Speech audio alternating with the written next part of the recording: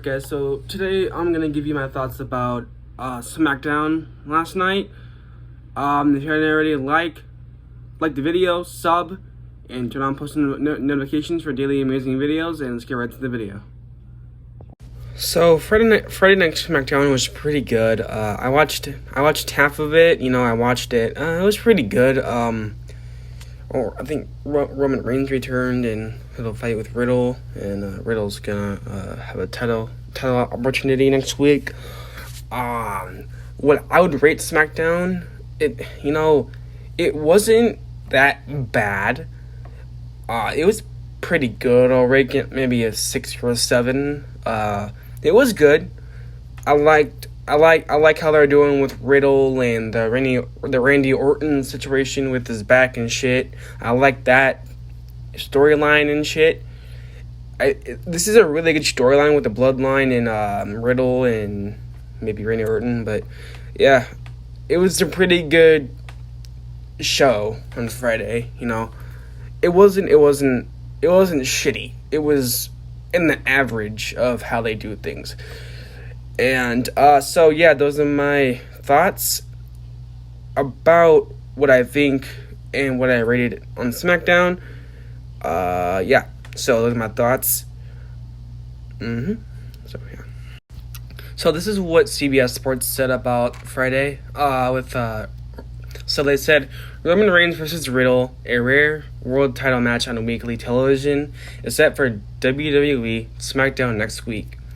Riddle defeated Sami Zayn in a back-and-forth match on Friday night to earn his shot at the Tribal Chief's throne.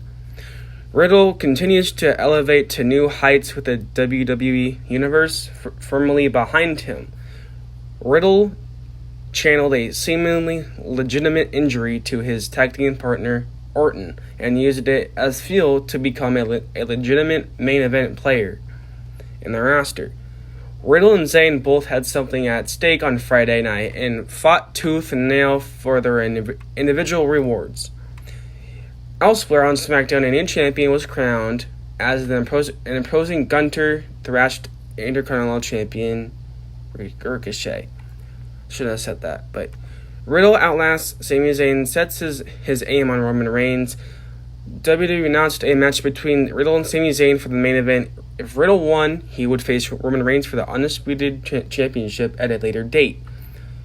Should Zayn win, however, Riddle will be banned from SmackDown. Riddle in the pre-match interview felt extremely confident about his chances and the prospects of being the world champion.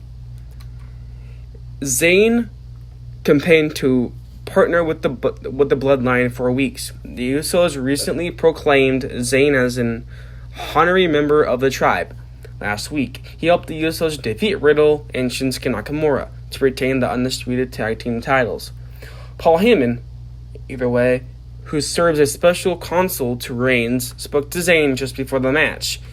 Heyman promised he would advocate for Zayn to become a permanent member of the Bloodline should he defeat Riddle, which he didn't. Heyman warned that failure to defeat Riddle carried serious consequences. Riddle versus Zayn via pinfall after countering a Helluva Kick into an RKO. The story of this match was Zayn's desperation and Riddle's perseverance. Zayn was visibly shaken by the risk and reward presented by Heyman. Zayn repeatedly searched for a countdown win as Heyman watched from the commentary table. He nearly pinned Riddle by countering the RKO, the signature move of Riddle's injured partner Randy Orton, into a Blue Thunder Bomb. Riddle railed, intercepting Zayn's Helluva Kick with a match-ending RKO for the pinfall. Riddle will face Roman Reigns for the WWE Championship on next week's episode of SmackDown. And I do like this storyline right here. Jey Uso and Jimmy Uso jumped Riddle post-match. Riddle retaliated by grabbing a kendo stick and beating the Usos into retreat. Riddle screamed into the camera post-match, sending a stern message to Reigns. Riddle can do no wrong these days, and Zayn continues to excel in his role as a secondary villain in the larger Bloodline story. Riddle's fire blazed brightly in a strong back-and-forth match. Next week, one-on-one world title match against Roman Reigns is not mouth-watering. It is a rare televisionized match for Reigns and an even rare world title match on our weekly WWE programming. Riddle has carried SmackDown on his shoulders for weeks now and is the most believable threat to Reigns' title, not named Cody Rhodes, which Cody Rhodes will be out for 9 months. A great match between Riddle and Zayn, evaluated by the flicker of a hope that Riddle can actually dethrone Reigns next week. A hair shy of last week's magical tag team title match, but another great step forward in the story.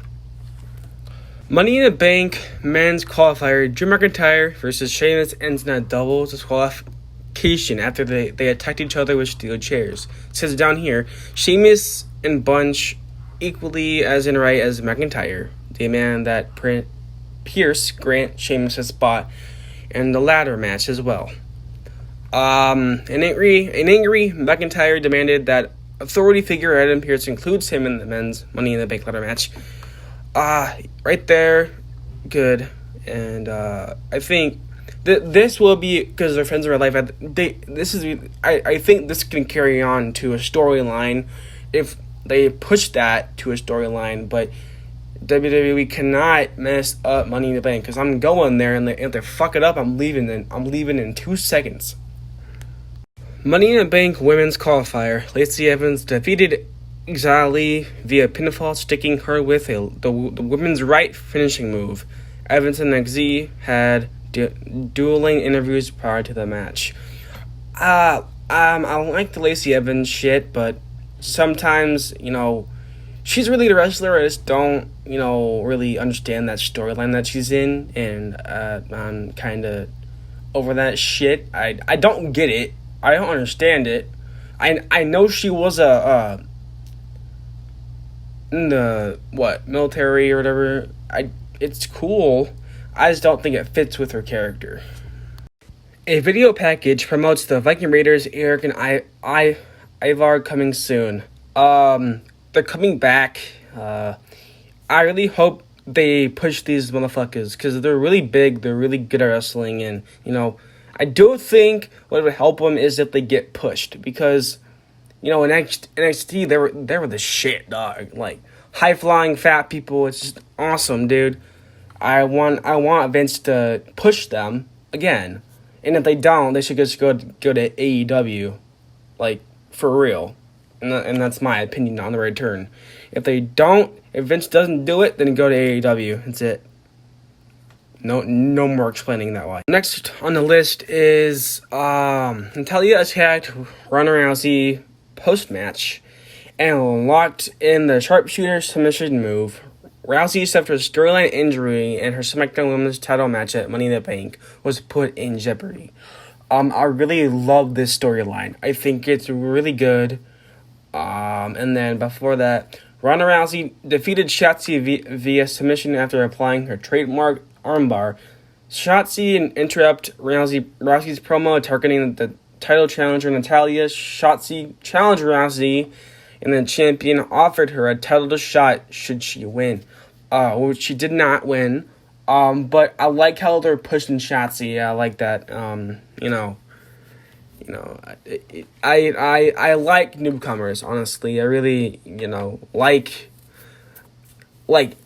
honestly, right now, I think they're doing a great job with pushing people, but not, it's like in the middle with me. They're not pushing people, but they are pushing people, and I don't understand what the fuck they're doing.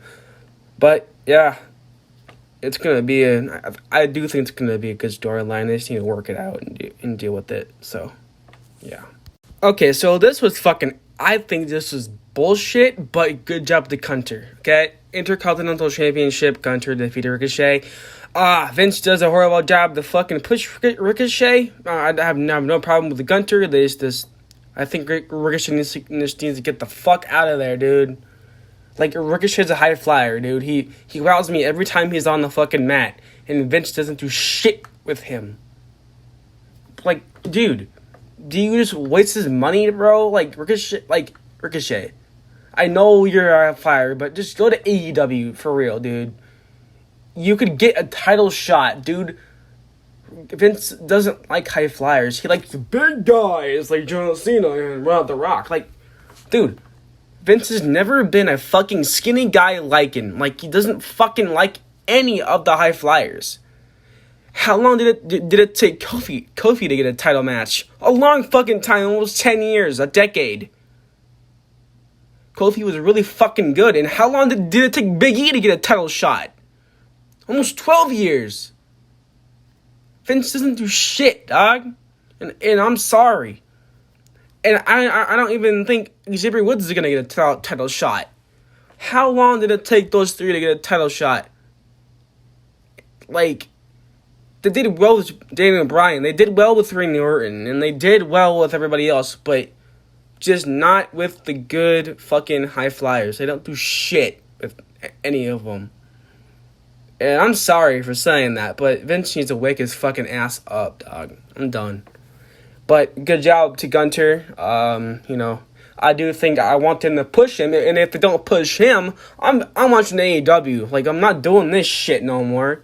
If Gunter loses the goddamn championship next week, if he does an open challenge, I'm gonna turn that shit off and delete Peacock. I am done with this shit. I don't want them to ruin anything else by Gunter. And they ruined Ricochet. I'm done. I'm pissed. But good job to Gunter. Good job, buddy.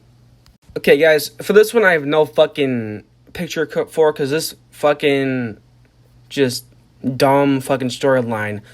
I don't know what the fuck they're doing with Madcap Moss and Happy Corbin. I like the fucking thing, but like, it's 4 fucking matches, dude. I don't want to deal with it anymore. I'll watch it next week, but I don't want to watch it anymore. I want that shit to be done, honestly.